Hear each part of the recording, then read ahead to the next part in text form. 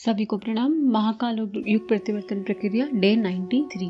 परम पूज्य गुरुदेव वंदे माता जी को हृदय में महसूस करते हुए उनसे प्रार्थना कि इस स्वाध्याय के माध्यम से हमारे जीवन में भी उल्लास आनंद आए और हम परमार्थ का जीवन अपने उस गुरु तत्व का बताया हुआ जीवन जी सके। इसी भाव के साथ आगे बढ़ते हैं। कल गुरुदेव, पहले थोड़ा समरी ले लेते हैं कि कल गुरुदेव क्या समझा रहे थे। कल गुरुदेव ने 2 टॉपिक कवर किए थे। एक तो शासन तंत्र, एक संपदा की संपदा का क्या इंपॉर्टेंस है, विज्ञान की क्या इंपॉर्टेंस है और शासन तंत्र की। क्योंकि गुरुदेव अब क्या कर रहे हैं, आवाहन कर रहे हैं, विभूतियों का आवाहन। और गुरुदेव कह रहे हैं कि आप अपने आप को एनालाइज कर लो कि आप इसमें से कहाँ फिट बैठ रहे हो। हर किसी के पास कोई ना कोई विभूति है जो इन सब चीजों में फिट बैठ जाएगी। तो आगे गुरुदेव इसमें लिख रहे हैं। अभी गुरुदेव संपदा का बता रहे थे, तो उसमें गुरुदेव ने बताया कि अपने अगर व्यवसायी बुद्धि से भी करना है तो भी चलेगा, लेकिन कोई ऐसा काम तो करो जिससे तुम्हारा भी भला हो और समाज का भी भला हो। अगर आत्मीयता का विस्तार उस स्तर पे नहीं हो रहा है कि वसुधैव कुटुंबकम, सारा विश्व मेरा परिवार, और जैसा हम अपने बच्चों पे खर्च करते हैं वैसे ही समाज पे खर्च कर दें, तो इट्स ओके। जब वो टाइम आना होगा आ जाएगा, लेकिन कुछ तो स्टार्ट करें। तो आगे अब इसमें गुरुदेव लिख रहे हैं, धनवानों को इसके लिए कहा जाएगा, साथ ही जन साधारण के पास यदि थोड़ी सी भी बचत पूंजी हो तो उसे इन लोकोपयोगी कार्यों में लगा देने के लिए कहा जाएगा। कहना ना होगा कि युग परिवर्तन का प्रभाव देवी प्रेरणाओं के आधार पर चल रहा है। इसमें सहयोग देने वाले घाटे में नहीं, नफे में ही रहेंगे। पूंजी डूबने जैसी आकांक्षा किसी को भी नहीं करनी चाहिए। यह तो सुरक्षित ही रहने वाली है। बैंक आदि से अधिक ब्याज भी मिलने वाला है। साथ ही युग देवता की सेवा साधना का ऐसा अवसर भी मिलता रहेगा जिसके कारण असाधारण आत्मसंतोष का वरदान भी अनंत काल तक मिलेगा। जन स्तर पर पूंजी इकट्ठी करने के लिए सरकारी समितियां, लिमिटेड कंपनियां बनाई जा सकती हैं। उनमें पूंजी लगाने के लिए हर भावनाशील व्यक्ति को अपना संग्रहित पूंजी लगाने के लिए कहा जा सकता है। अनावश्यक जमीन जायदाद, जेवर, जमा पूंजी, बचत फंड आदि के रूप में कितना ही पैसा पड़ा रहता है जिसकी साधारणतः कोई विशेष उपयोगिता नहीं होती, पर उपयुक्त आवश्यकता पूरी करने वाले अर्थ संस्थानों में लग जाए तो उसे आम के आम गुठली के दाम वाली कहावत पूरी हो सकती है। पूंजी तो सुरक्षित रहती है, साथ ही कुछ लाभ ब्याज भी कमाती रहती है। इसके अतिरिक्त युग की एक महत्वपूर्ण आवश्यकता पूरी करने का जो श्रेय मिलता है उसे हर दृष्टि से भूरी भूरी प्रशंसा के योग्य ही कहा जाएगा। तो अब यहाँ गुरुदेव समझा रहे हैं कि किस तरह अपनी पूंजी का नियोजन किया जा सके। ये सेल्फ एक्सप्लेनेटरी ऑलमोस्ट। गुरुदेव कह रहे हैं कि आप क्या करोगे, गोल्ड वोल्ड बनाया, उसे लॉकर में रख लिया, उससे क्या हासिल हो रहा है? कुछ भी हासिल नहीं हो रहा। बचत फंड बना लिया, कह रहे हैं ऐसी जगह खर्च कर दो जहाँ पे मतलब ऐसी कंपनी, छोटी छोटी फर्म्स इकट्ठी हो जाएं जो उस पैसे का सदुपयोग कर रही हैं, तो आपकी जो मूल पूंजी है वो एकदम ठीक है। अब जैसे ना कुछ लोगों को मैंने देखा क्या करते हैं, बड़ा अच्छा काम करते हैं।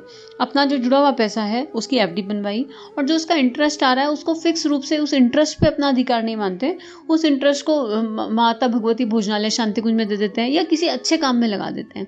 क्वार्टरली, मंथली, जो भी इंटरेस्ट आ रहा है, ऐसे भी लोग हैं। ऐसे रिटायर्ड लोगों को भी मैं जानती हूँ। तो ये मुझे बड़ा अच्छा आइडिया लगता है कि हाँ ठीक है, आपको प्लानिंग भी करनी है तो आपका रिटायरमेंट भी सेफ है, और जो इंटरेस्ट आ रहा है उस पैसे को आपको खर्च करने की भी जरूरत नहीं, क्योंकि अभी आप रिटायर हुए नहीं हो आगे। ये एक बहुत अच्छा तरीका है। तो गुरुदेव अलग अलग तरीके से बता रहे हैं कि क्या कर सकते हैं। ऐसा किया जाना कोई कठिन कार्य नहीं। कोई भी समझदार व्यक्ति इसे समझकर उत्साह से आगे बढ़ सकते हैं।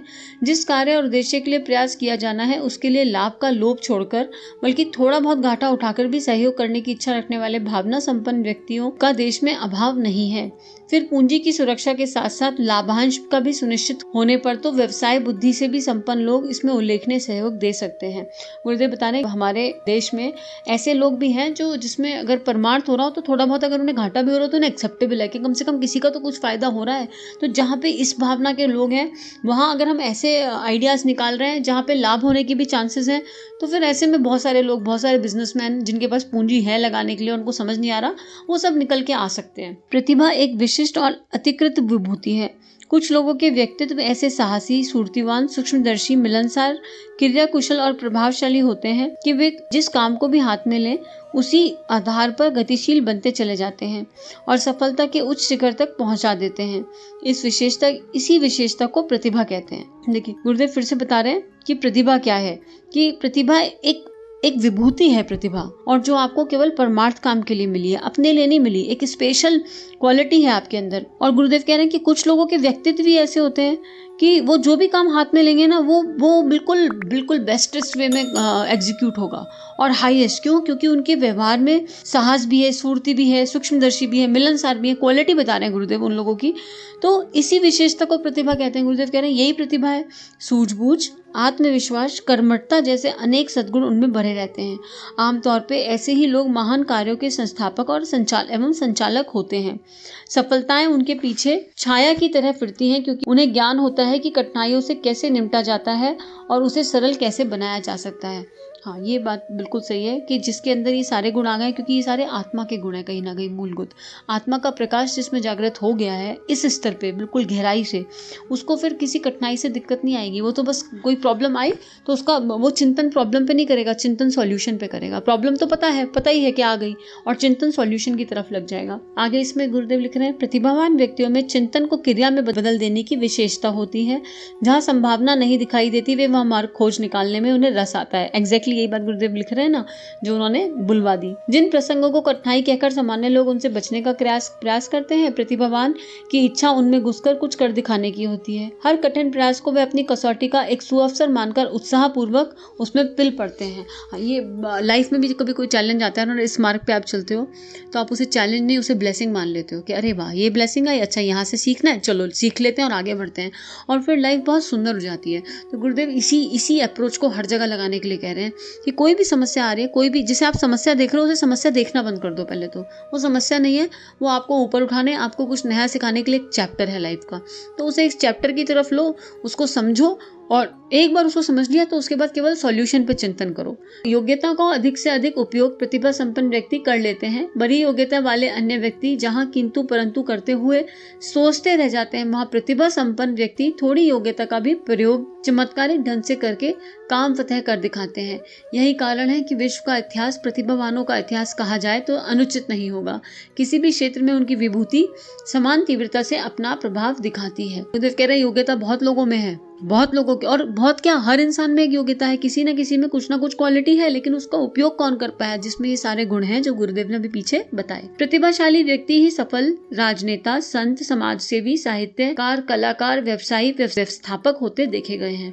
प्रतिभावान डाकू, चोर, ठग और दुस्साहसपूर्ण कार्य करते हैं। सेना नायकों के रूप में, लड़ाकू योद्धाओं के रूप में उन्हें ही अग्रिम पंक्ति में खड़ा कर दिया जाता है। क्रांतिकारी भी इसी स्तर के लोग बनते हैं। युग निर्माण अभियान के हर पक्ष को प्रकाशवान बनाने के लिए ऐसे ही लोग चाहिए।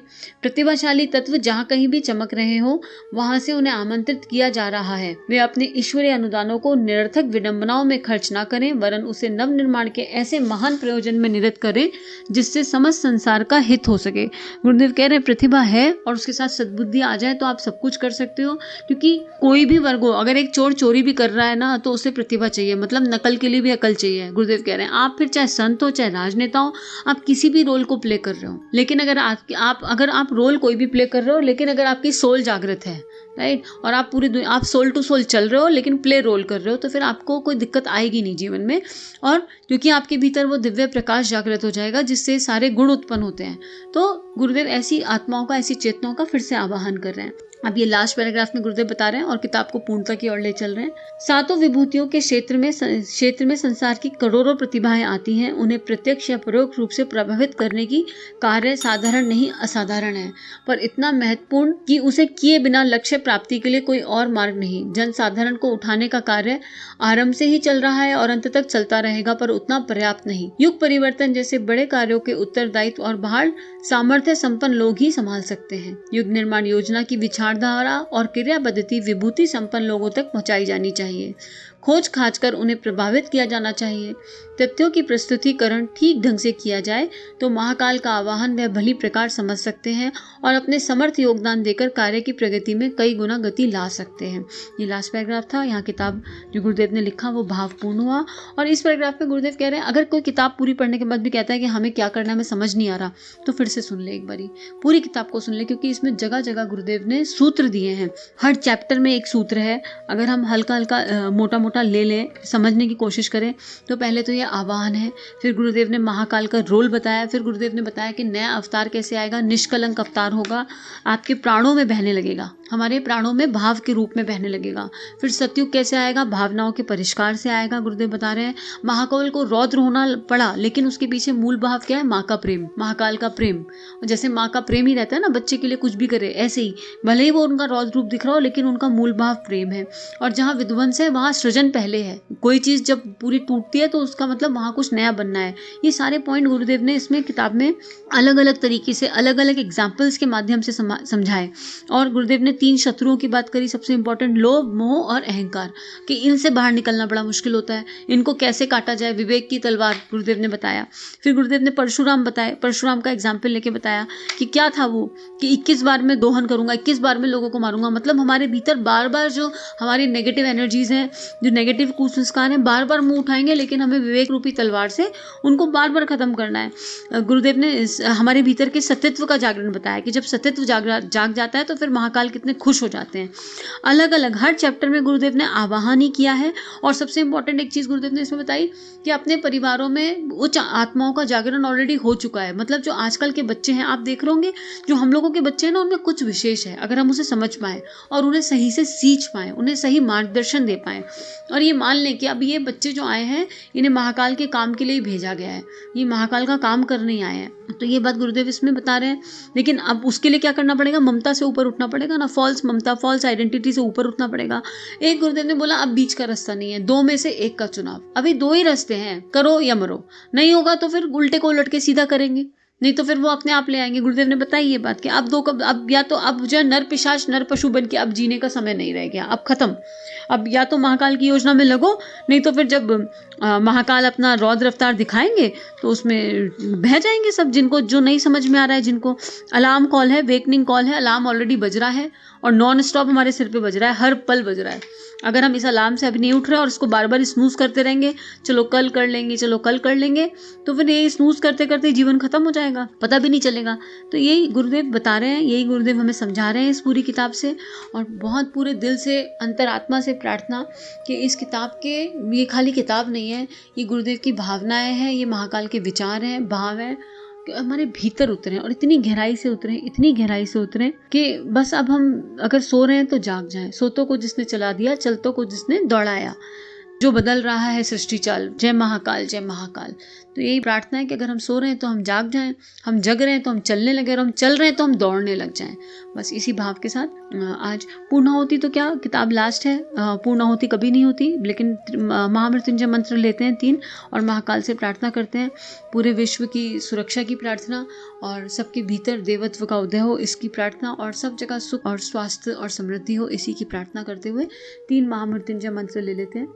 ओम त्र्यंबकं यजामहे सुगंधिं पुष्टिवर्धनम् उर्वारुकमिव बन्धनान् मृत्युर्मुक्षयमामृतात्। ओम त्र्यंबकं यजामहे सुगंधिं पुष्टिवर्धनम् उर्वारुकमिव बन्धनान् मृत्युर्मुक्षयमामृतात्। ओम त्र्यंबकं यजामहे सुगंधिं पुष्टिवर्धनम् उर्वारुकमिव बन्धनान् मृत्युर्मुक्षयमामृतात्। असतो मा सद्गमया तमसो मा ज्योतिर्गमया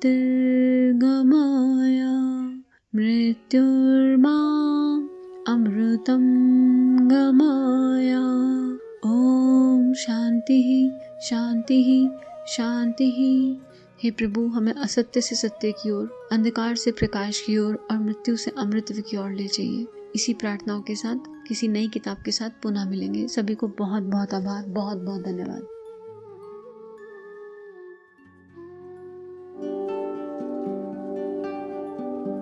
हमारे YouTube चैनल को सब्सक्राइब करें और बेल आइकन को दबाकर ऑल पर क्लिक करें ताकि नोटिफिकेशंस आपको मिलती रहें।